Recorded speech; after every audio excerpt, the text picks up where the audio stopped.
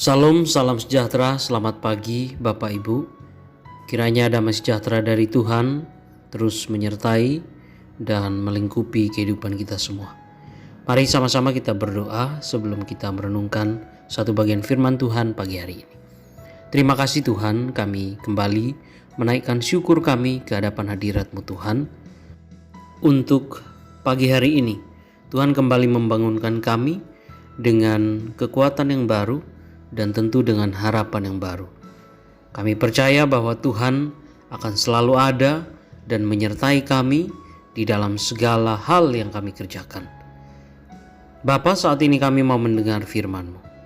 Tolong Engkau sertai kami, mampukan kami, supaya kami mengerti dan juga boleh melakukannya dalam keseharian kami. Terima kasih Tuhan, kami menyerahkan hari ini ke dalam tangan-Mu. Kami menyerahkan juga untuk firman Tuhan yang akan kami dengar saat ini. Terima kasih. Di dalam nama Tuhan Yesus kami berdoa. Amin. Renungan kita pagi hari ini saudara-saudara di dalam Lukas pasal 15 ayat 11 sampai ayat 24. Saya memberi waktu bagi Bapak Ibu untuk boleh membaca bagian ini setelah saudara-saudara mendengar renungan pagi hari ini. Saudara-saudara yang terkasih dalam Tuhan, apakah budaya mengaku salah dan juga meminta maaf sudah kita miliki? Ini merupakan pertanyaan yang penting bagi kita semua. Mengaku salah memang sulit, tidak mudah untuk dilakukan. Tetapi apa salahnya ketika kemudian kita mengaku salah jika memang kita melakukan kesalahan? Pagi hari ini kita sama-sama akan diajak untuk memahami bahwa semua manusia atau semua orang pasti punya kelemahan, punya kekurangan hingga dapat melakukan kesalahan.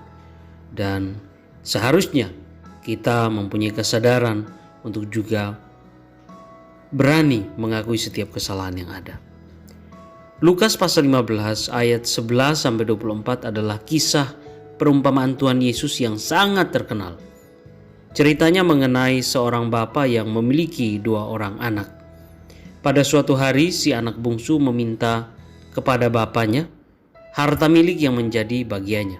Dalam tradisi Yahudi, warisan adalah hak yang akan diberikan oleh orang tua kepada anak-anaknya. Hukum Yahudi menuliskan bahwa warisan untuk anak sulung adalah warisan ganda. Ini bisa kita lihat di dalam Ulangan pasal 21 ayat 17. Dan adik-adik dari si sulung mendapat sepertiga. Warisan ganda adalah tambahan warisan yang diberikan oleh orang tua pada anak sulung. Jika masing-masing anak mendapat 1 bagian, anak sulung mendapat 1 bagian tambahan menjadi 2 bagian. Dan pembagian warisan kekayaan biasanya dilakukan setelah orang tua meninggal dunia. Menurut hukum ada semacam denda jika warisan diberikan sebelum orang tua meninggal dunia. Nah, saudara-saudara, di dalam Lukas pasal 15 ini diceritakan bahwa si bungsu meminta warisan dari ayahnya sebelum orang tuanya meninggal dunia. Hal ini menunjukkan bahwa si bungsu melanggar peraturan dan tradisi Yahudi. Setelah memperoleh warisan dari orang tuanya, si bungsu meninggalkan rumah dengan membawa semua hartanya. Di perantauan, si bungsu memboroskan harta miliknya dengan berfoya-foya. Lalu terjadilah bencana kelaparan di negeri itu dan ia menjadi miskin. Lalu ia bekerja menjadi penjaga babi. Bagi orang Yahudi, babi tentu adalah binatang yang najis. Menjaga babi berarti membiarkan dirinya dinajiskan. Dan sebagai hukuman dari hal itu adalah dia dibuang dari komunitas Yahudi. Kelaparan, kesusahan yang berkepanjangan membuat si bungsu menyadari perbuatannya terhadap orang tua dan keluarganya di masa lalu. Mungkin jika si bungsu tidak mengalami situasi semacam ini, ia tidak akan menyadari kesalahan yang diperbuatnya. Kesadaran itu membuatnya ingin kembali kepada bapaknya. Ia rela bekerja sebagai upahan pada bapaknya daripada berada di tanah asing dan bekerja pada Tuhan yang tidak mengasihinya. Ia berniat kembali kepada bapaknya dan mengaku salah dengan berkata, "Bapa, aku telah berdosa kepada surga dan kepada Bapa. Aku tidak layak lagi disebut sebagai anak Bapa. Jadikan aku sebagai bagian dari upahan-Mu Bapa.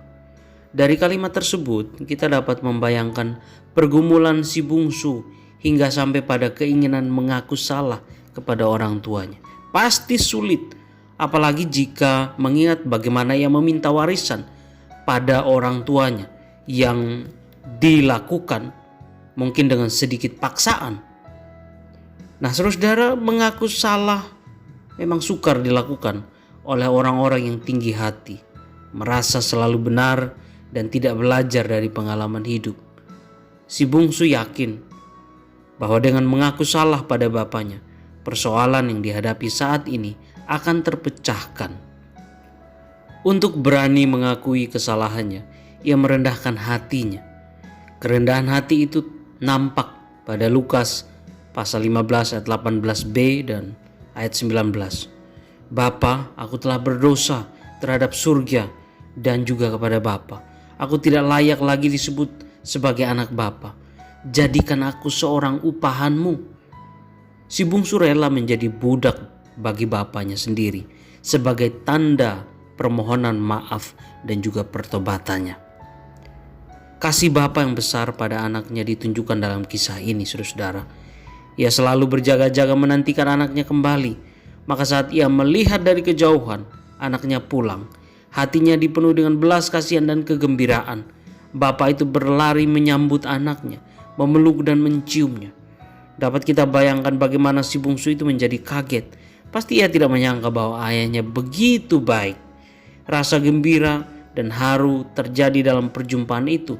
Dan disinilah anak bungsu menyatakan pengakuan seperti yang pernah dirancangnya di perantauan. Dan saudara, pengakuan itu kemudian disambut dengan penerimaan Bapa. Ia tidak menganggap anaknya sebagai hamba meskipun sebenarnya ia layak menerima status itu. Ia tidak menghukum anaknya tetapi menerima dengan sukacita. Kesukacitaan atas kembalinya si anak disemarakkan dengan pesta. Pengakuan si anak disambut dengan penerimaan kembali oleh orang tuanya. Sayangnya tidak demikian dengan si sulung. Ia tidak dapat menerima pengakuan salah adiknya. Ia berkata kepada sang bapa, "Telah bertahun-tahun aku melayani Bapa dan belum pernah melanggar perintah Bapa." Si sulung justru menjadi pribadi yang tinggi hati, merasa diri hidup tanpa cacat dan juga celah. Saudara-saudara, setiap orang pasti pernah melakukan kesalahan, tetapi tidak semua orang pula mau mengakui kesalahannya. Bahkan ada orang melakukan rasionalisasi atau membuat alasan-alasan agar kesalahan yang dilakukan itu seakan-akan sebuah kebenaran. Mengapa mengaku salah itu sulit? Ada banyak sekali alasan yang menjadikan seseorang enggan mengakui kesalahannya. Antara lain mungkin gengsi, tinggi hati, malu untuk mengaku. Padahal kesalahan barulah bisa diampuni jika terdapat pengakuan. Dengan kata lain, tanpa pengakuan tidak akan ada yang namanya penerimaan dan pengampunan. Mari saudara, kita yang penuh dengan kelemahan, kekurangan dan sering terjatuh pada kesalahan dan dosa, mestinya selalu bersedia untuk mengaku salah dan juga mengaku setiap dosa agar kita memperoleh pengampunan. Tuhan kiranya memberkati dan menolong kita semua.